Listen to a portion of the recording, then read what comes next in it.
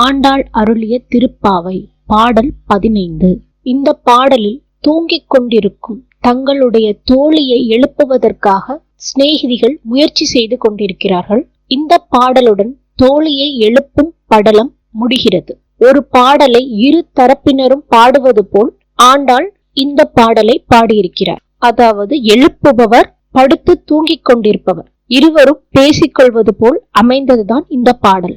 ஏழை இளங்கிளியே இன்னும் உறங்குதியோ, சில்லென்றழையேன் மின் நங்கை மீர் போதற்கின்றேன், வல்லை உன் கட்டுரைகள் பண்டே உன் வாயறிதும், வள்ளீர்கள் நீங்களே நானேதான் ஆயிடுக, ஒல்லை நீ போதாய் உனக்கென்ன வேறுடையாய், எல்லாரும் போந்தாரே போந்தர் போந்தென்னிக்கொள், வல்லானை கொன்றானை மாற்றாரை மாற்றளிக்க, வல்லானை மாயனை பாடேலார் எம்பாவாய்.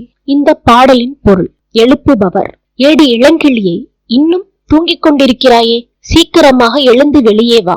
படுத்துக் கொண்டிருக்கும் பெண்: பெண்கள் கீச்சு கீச்சென்று எதற்காக கத்திக் கொண்டிருக்கிறீர்கள்?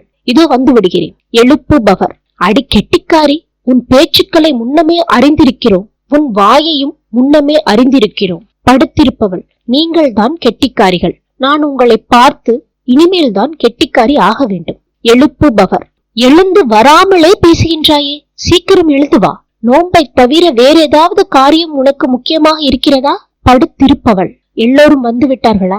எழுப்புபவர்: வந்துவிட்டார்கள், நீயே வந்து எண்ணிக்கொள்.